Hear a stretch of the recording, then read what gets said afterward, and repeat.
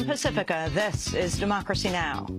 So in the 3 months after the coup in Egypt, despite promises from the Obama administration that business would not continue as usual, we found that nearly 2,000 tons of military equipment continued to flow from the U.S. to Egypt.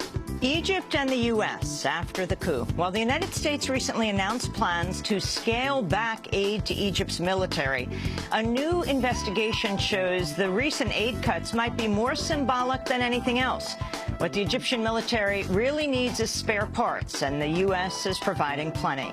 We'll speak with Anjali Kamat of Al Jazeera's Fault Lines. Then, new research shows many so-called experts who appeared on television making the case for U.S. strikes on Syria had undisclosed ties to military contractors.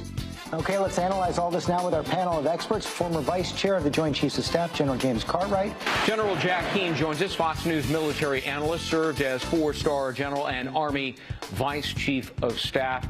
General, good to see you as always.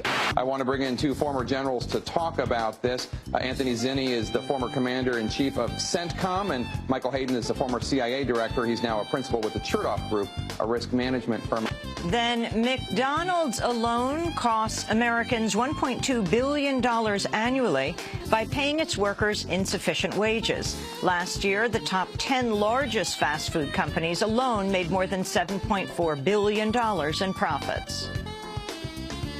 And pay their rent. Some people live in shelters. I know some people that don't even have homes to live in. They live in shelters and they work every day. That's what you call the working poor. All that and more coming up.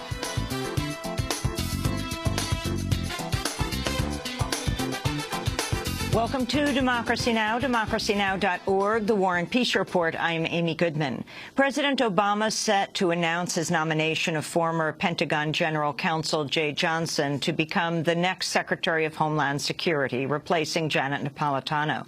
Johnson played a key role in crafting policies used to guide the U.S. drone wars and the detention of terror suspects. During a speech at Oxford University last year, Johnson rejected the terms indefinite detention and extrajudicial killings, which are frequently used to describe how the administration detains and assassinates people without charge or trial. He said such terms might be appropriate in a law enforcement setting, but not in the context of what he called a war with al-Qaeda and its associated forces. Viewed within the context of conventional armed conflict, as they should be, capture, detention, and lethal force are traditional practices as old as armies. Capture and detention by the military are part and parcel of armed conflict. We employ weapons of war against al-Qaeda, but in a manner consistent with the law of war. We employ lethal force, but in a manner consistent with the law of war principles of proportionality, necessity, and distinction. National parks and memorials have reopened, and hundreds of thousands of federal workers headed back to work Thursday following the end of a 16-day partial government shutdown. Lawmakers are now facing the next potential standoff over long-term budget negotiations, with a deadline of December 13th for the Budget Committee to report back to their House and Senate colleagues on a potential deal. Committee leaders include Republican Congress member Paul Ryan of Wisconsin, whose push for gutting Medicare and Medicaid. Another budget landmark comes in mid-January, when the next round of across-the-board spending cuts known as sequestration are due to kick in. President Obama blasted Republicans over the government shutdown Thursday, saying it had damaged the credibility of the United States and, quote, encouraged our enemies, he said. He urged Republicans to negotiate with Democrats in a number of stalled legislative efforts. Passing a budget, immigration reform, farm bill. Those are three specific things that would make a huge difference in our economy right now. And we could get them done by the end of the year, if our focus is on what's good for the American people. Violence in Iraq killed at least 66 people Thursday amid the worst period of bloodshed since 2008. Most of the victims reportedly died as a result of 11 car bombs that exploded in 8 different areas in and around the capital, Baghdad. The Obama administration's pursuing new charges against 4 former operatives of the private military firm Blackwater for the 2007 Nisour Square massacre that killed 17 Iraqi civilians, including women and children. An appeals court reinstated the case 2 years ago after a lower court dismissed it in 2009. Now a federal grand jury has issued a new indictment charging the men with voluntary manslaughter and other crimes.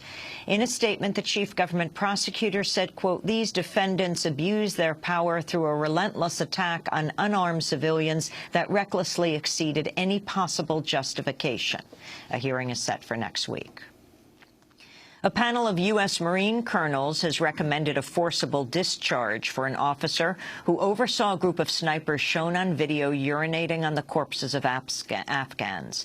Captain James Clement is the only officer to face criminal charges for the 2011 incident. 3 Marines accepted plea deals last year. A pair of lieutenant generals will now review the panel's recommendation on Clement's fate. A Syrian government official says international talks to resolve the conflict in Syria could open in Geneva in late November. Qadri Jamil, a deputy prime minister in Syria, is the first official to mention a possible date for the talks. Meanwhile, Secretary General Ban Ki-moon has appointed Sigrid Kaag, a Dutch expert on the Middle East, to lead the team charged with destroying Syria's chemical arsenal under a deal to avert U.S. military strikes. The Organization for the Prohibition of Chemical Weapons, which was awarded the Nobel Peace Prize last week, says its inspectors have made progress in visiting sites and destroying key equipment. U.S. Secretary of State John Kerry told NPR the weapons should be relocated. The fact is that these weapons can be removed, whether Assad is there or not there, because we know the locations. Locations have been declared. Locations are being secured. And my hope is that much of this material will be moved as rapidly possible into one location and hopefully on a ship and removed from the region. Syrian rebels, meanwhile, have reportedly shot dead a top general in an eastern province. General Jame Jame was the military intelligence chief in the province of Deir ez-Zor. National Security Agency whistleblower Edward Snowden says he has ensured there is a 0% chance either China or Russia could obtain access to the secret NSA documents he's given to journalists. Writing over encrypted chat, Snowden told the New York Times' James Risen he did not keep any copies of the files after handing them to Glenn Greenwald and Laura Poitras in Hong Kong. He says he was able to prevent China from accessing the files because he was familiar with their systems after targeting them as an NSA contractor. Snowden told Risen, quote, "So long as there's broad support amongst a people, it can be argued there's a level of legitimacy even to the most invasive and morally wrong program, as it was an informed and willing decision. However, programs that are implemented in secret out of public oversight lack that legitimacy, and that's a problem," he said. Snowden also disputed an earlier New York Times report about a warning regarding his behavior placed in his personnel file in 2009 by a supervisor at the CIA. Snowden said the supervisor was retaliating against him after he warned about a software vulnerability. The CIA has also disputed the New York Times account. Edward Snowden's father, Lon Snowden, has returned from visiting his son in Russia. He told reporters back in the United States Edward Snowden's doing well. Given where we were in June, I can't imagine a better scenario today, because what this allows is time to continue to push these issues forward, to make sure that the true story is told. It's not spun within the media about Edward Snowden, who is a whistleblower. He is not a fugitive. He's a legal asylee of the Russian Federation. The White House has confirmed the Director of National Security Agency, General Keith Alexander, will step down early next year. Alexander's led the NSA since 2005. His deputy, John Inglis, is also expected to leave soon. An NSA spokesperson denied General Alexander's departure was tied to recent revelations about the NSA's sweeping spy programs. In New Brunswick, Canada, dozens of people were arrested and several police cars set ablaze as protesters resisted efforts by police to clear an anti-fracking blockade. For more than 2 weeks, members of the Mi'kmaq First Nation and other area residents have blocked a road near the village of Rexton, cutting off access to an equipment compound used by the Texas-based firm Southwestern Energy. The company is seeking to explore the area for natural gas. Residents say they don't want their water supplies poisoned by gas fracking, which involves blasting a chemical cocktail deep into shale rock. Scores of Royal Canadian Mounted Police descended on the encampment early Thursday morning to enforce an injunction won by the company. Protesters Mona Lisa, Sonia Claire, and Mark Corbiere described what happened. We were all in our tents sleeping, and then my sister hollers out, they're coming in.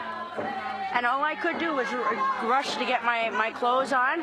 And I come out onto the road, and I could see them starting to come in through the fence. They came in through the far entrance near the highway with probably about 75 to 100 cops on that end. They are armed with semi-automatic long rifle weapons. There were shots fired at one point. I believe one of the people in camo was firing in the air. Police fired pepper spray at protesters, some of whom reportedly hurled Molotov cocktails, setting 5 police cars on fire. At least 40 people were arrested by the police count. The crackdown has sparked widespread solidarity protests across Canada and in the United States. Chevron says it has suspended its search for natural gas in northeast Romania following massive civil disobedience against fracking. This week, hundreds of people occupied a field in the village of Pongesti to block Chevron from drilling. Protests also erupted in the capital, Bucharest. Romanians have also taken to the streets by the thousands to protest plans by a Canadian firm to construct what would become Europe's largest gold mine. The protesters say cyanide used in the mining process could poison animals and water supplies. In the United States, the new government health insurance marketplace continues to be plagued with glitches. Now there are reports the new federal health care exchange was made using decade-old technology that may require a complete overhaul. USA Today reports, quote, recent changes have made the exchanges easier to use, but they still require clearing the computer's cache several times, stopping a pop-up blocker, talking to people via web chat who suggest waiting until the server is not busy, opening links in new windows, and clicking on every available possibility on a page in the hopes of not receiving an error message. The Wall Street Journal says the federal health care marketplace websites are feeding insurers flawed data, including, quote, duplicate enrollments, spouses reported as children, and missing data fields. One analytics firm said just over a fourth of more than 200,000 people who started the registration process on Monday and Tuesday actually finished. That's up from 10% of people in the first week. In California, public transit workers have gone on strike after talks broke down between Bay Area Rapid Transit and union negotiators. It's the second time in 4 months the transit workers have gone on strike. They say they're approaching a deal to resolve issues related to health care and pensions, but remain at odds on work rules. SEIU Local 1021 President Roxanne Sanchez said, quote, we made concessions, but you can only bend so far before you break. The World Health Organization's classified outdoor air pollution as a leading cause of cancer deaths among humans worldwide.